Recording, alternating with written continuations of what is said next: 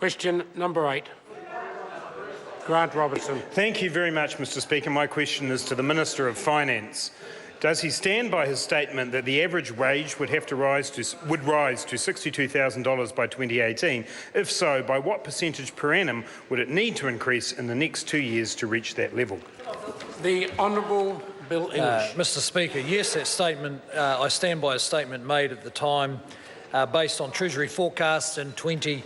Of course, as the member is aware, over time what actually happens can be different from the forecast. To answer his question, wages will have to increase from their current level of $58,200 by 2.6% per annum to reach $62,000 in 2018. Treasury are now forecasting significantly lower inflation over that time, over the next couple of years, and that has lowered their forecast of the increase in the average wage. Mr Speaker. Supplementary question, Grant Robertson. Is in fact correct that in order to meet his promise made to voters that average wages would be $62,000 in 2018, they would have to increase at 3.6 per annum, or 2.5 times the rate that his budget says they will? The Honourable Bill English. Well, Mr Speaker, in the first case, much as it might surprise the member, forecasts are not guaranteed to occur. That's the first thing. The second thing is that in forecasting wages over 4 or 5 years, it's turned out that inflation is much lower than was expected, much less than half. And in the last budget, Treasury has reforecast that the average wage will not reach $62,000. It will reach a lower level, mainly because of lower inflation. Supplementary. Order. Supplementary question, Jami-Lee Ross. How did forecast wage increases and inflation since 2013 compare to actual wage increases and inflation? The Honourable Bill English. Well, Mr Speaker, it's important to remember that real wages, the real wage is what determines the spending power of families and households. If we compare Treasury's forecast for wages and inflation in 2013 to what actually happened, we can see that nominal wages increased 6.4%. That was a bit below Treasury's forecast of 6.8%, but total inflation since 2013 has been 1.4%, when Treasury forecast 6% inflation. So the effect of that is that real wages have increased quite a lot faster than Treasury said they would, because inflation has been so low.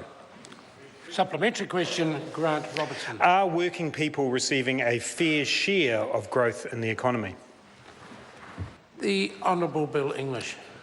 Well, Mr Speaker, it's a matter of how you measure fairness.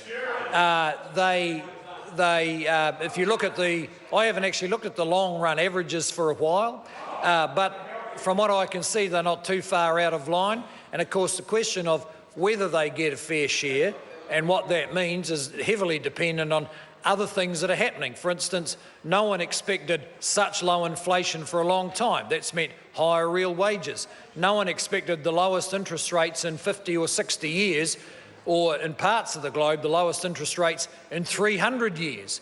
And we're not quite sure what that means for the share that households get. Supplementary question, Grant Robertson. Does he think an increase in the real average household weekly income of 3% between 2008 and 2015 represents a fair share for working people of growth in the economy? The Honourable Bill English. Well, Mr Speaker, I think if you asked any particular household, they say it's not enough. They would have preferred more. I don't think there's any doubt about that.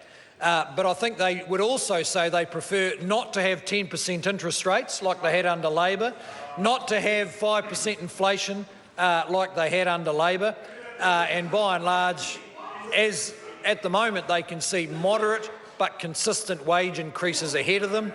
And if you look around the rest of the developed world, that puts us in a fairly unique position. Supplementary question, Grant Robertson. How is it that the Reserve Bank, Treasury, MB, the ANZ Bank, the Auckland Chamber of Commerce, Harcourts and now Capital Economics are all wrong when they say that suppressed wages are partly a result of immigration policy settings, and why will he not take action to review those settings? The Honourable Bill English. Well, Mr Speaker, the settings are always under review. It's one of the fundamental tasks of a government is deciding who comes across the border.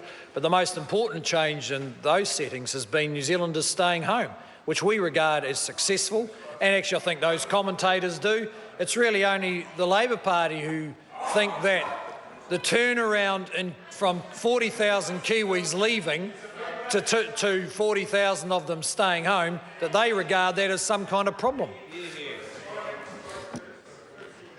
Question number 9,